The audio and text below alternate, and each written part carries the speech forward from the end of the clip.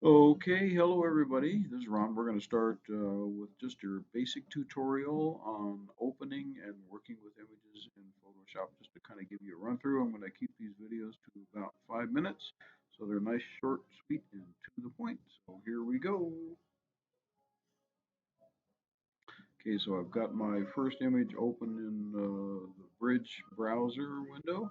I'm going to pick out something that'll work out well for showing sharpening here a little later on.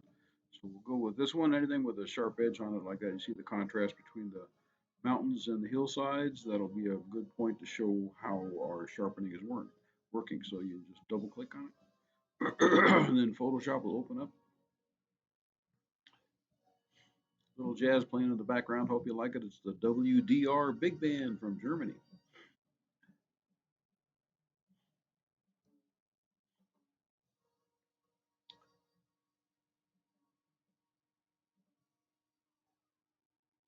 Okay, remember we're working with raw files, which are always best.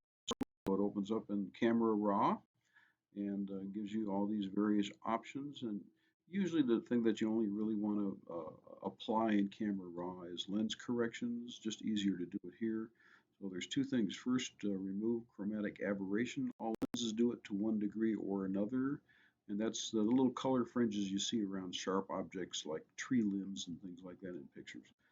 And then profile corrections. So Photoshop has a lot of pre-programmed profile corrections in it. So I will see if it's got it in here. Should have for this lens. It was a 50 millimeter 1.8 lens with a nice, very sharp lens. And it's already got it. See that model right there? It's already selected it. Profile. It's already got that profile in there. It's ready to go. This you can control how much correction it does to the image. 100 means it's just going to do full correction to it, and that's really what you always want. I don't see any reason to do anything else. So other than that, that's really all I ever use in Camera Raw. There are plenty of other things to explore there, and you can spend a lot of time doing it, but I'm not going to right now. So we'll open the image.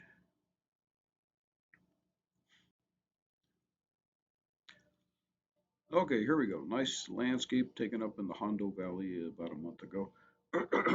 Nice cloudy, windy day. And my goal here is to optimize this for a 16 by 20 inch print. So first, I'm going to, well, I actually want to turn this into black and white. So let me, excuse me, I'm still clearing my throat with all the adjustments down to black and white. Okay, and you can see the various types of filters.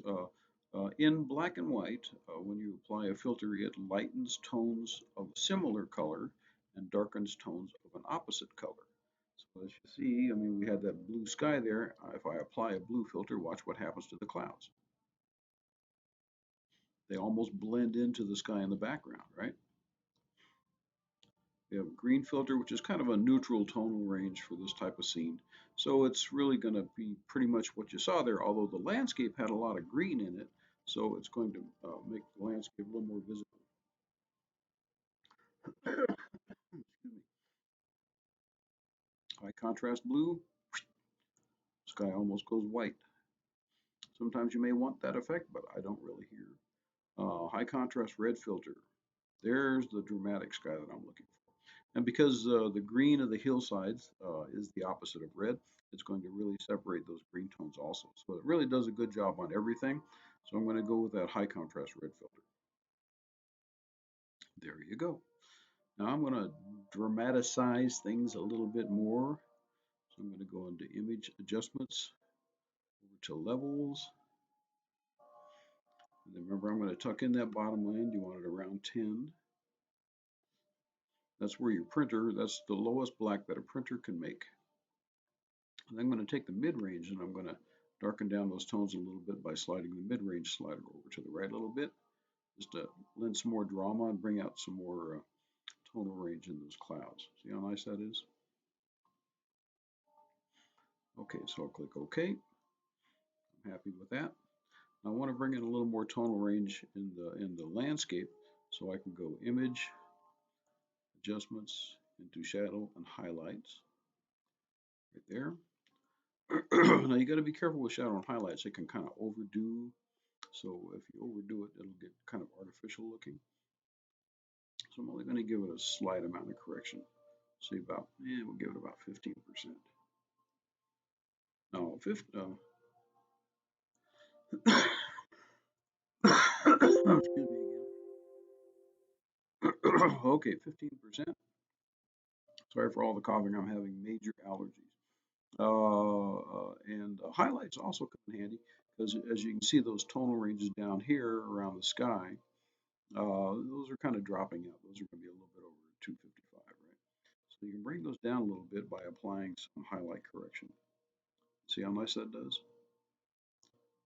Just brings them down beautifully to where you have pretty much full tonal range in the sky and the clouds. Okay, there you go. Okay, now the next thing is to set the image size.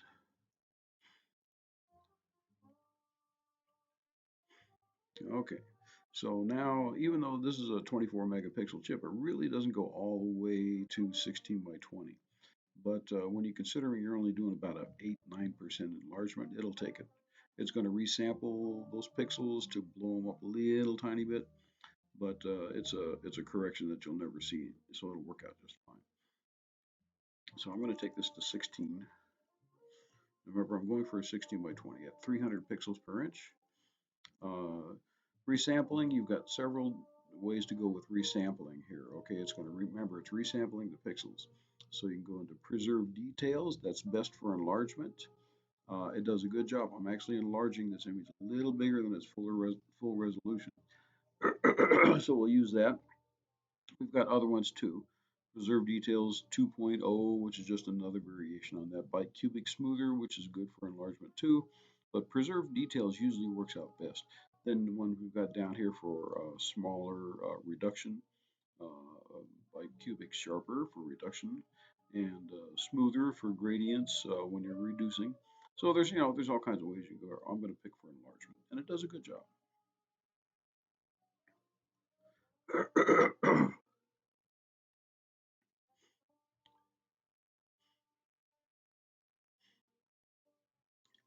Working pretty hard.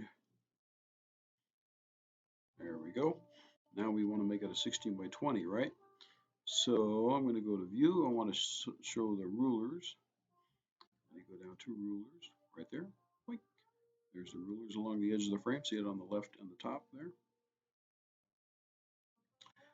And then I'm going to take the cropper, start in the upper left hand corner. And as I draw it across, it's showing me the size as expressed in pixels.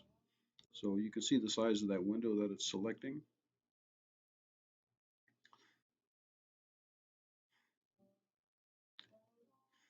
So 20 inches out in this direction at 300 pixels per inch is 6,000 pixels. So you go out to 6,000. Boink. There. That's 20 inches. And you go down all the way. There's your window for a 16 by 20. Now you can slide that window over by just releasing your finger, taking the cursor back up to the center here, then hold down and scoot it over. And you can crop to the area that you want to use in the final image. Like that. Image crop. And there's your 16 by 20. Nice dramatic image. Worked out pretty well in black and white. So now, remember, wait,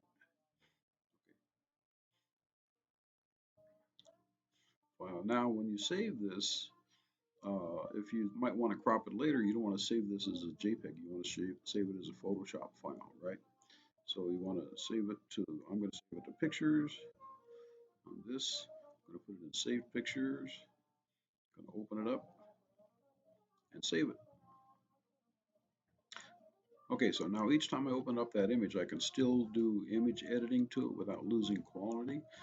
If you save it as a JPEG, every time you open and save a JPEG, it's compressing the file even more and it's losing more data each time you do it, say about 8 to 12% per time.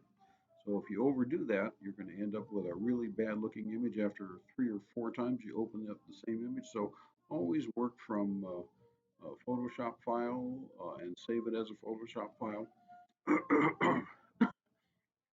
And then when you're ready to print, you can print as a JPEG if you want to, but it's not necessary. You can also print as a Photoshop file. JPEG files are really handy if you need to compress images for a certain reason, like emailing or something like that. Then JPEGs work out pretty well and the quality stays pretty high. But for ultimate quality, always work in Photoshop files. You can also work on TIFFs and things like that, but TIFFs are so much data that most computers have a hard time processing those fast.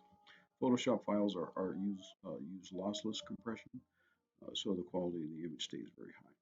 So there's a quick tutorial on how to save your pictures. Don't forget when you save them in 2 batches. You save a processed image that's ready to print, and then you save the raw data file in another folder. So that way, if you accidentally erase them from your camera SD card, you won't lose it. So there's a quick tutorial on that and a whole bunch of coffee. So hang in there, and we'll have another tutorial coming in just a little bit.